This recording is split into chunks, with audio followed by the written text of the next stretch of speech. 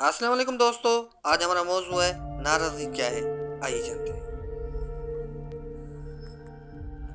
کسی سے اتنا بھی ناراض نہ ہو کہ دوسرا آپ کو مناتے مناتے خود ہی تھک جائے۔ جسے رب کی ناراضگی کی پرواہ ہو وہ لوگوں کی ناراضگی سے بے پرواہ ہو جاتا ہے۔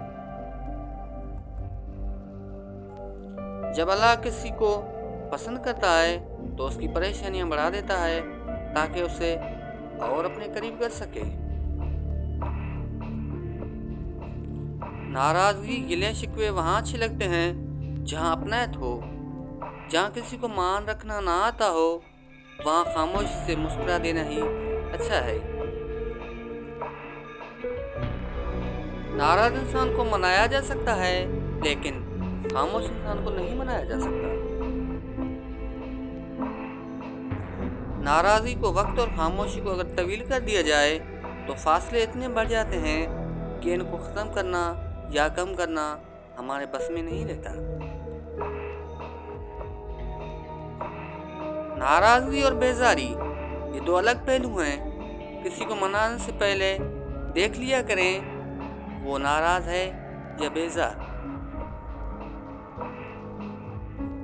سب سے بڑی ناراضگی تب ہوتی ہے جب آپ اگلے کو جتلانا چھوڑ دیتے ہو کہ آپ ناراض ہیں۔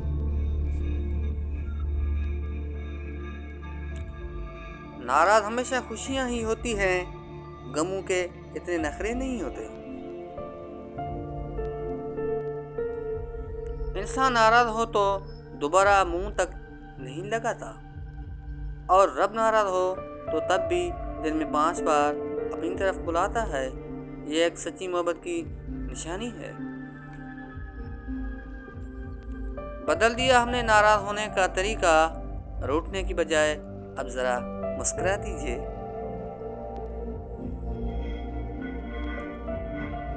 ناراض ہونے والوں کو منا لینے میں دیر نہ کریں، لیکن بیزار ہو جانے والوں پہ اپنے قیمتی الفاظ ضائع مت کریں۔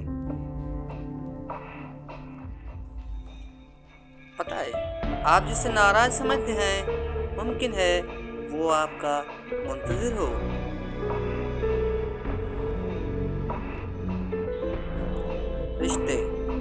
رشتے کچھ وقت کے لیے ناراض ہو سکتے ہیں لیکن ٹوٹ نہیں سکتے۔ ٹوٹ جائیں وہ محض رشتے ہی نہیں۔ ناراض ہو کر بھی ساتھ نہیں چھوڑتا۔ اللہ کی ناراضگی کتنی پیاری ہے۔ زندگی میں بہترین رشتہ وہی ہے جہاں ناراضگی کے بعد معمولی سی مسکراہٹ اور معذرت سے زندگی پہلے جیسی ہو جائے۔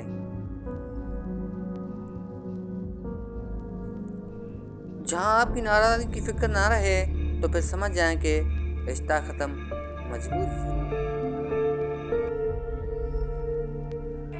اللہ تعالیٰ کسی بندے سے ناراض ہونے کی علامات یہ ہیں کہ اس بندے کو ایسی شے میں مشغول کر دے جس سے اسے کوئی نفع حاصل نہ ہو۔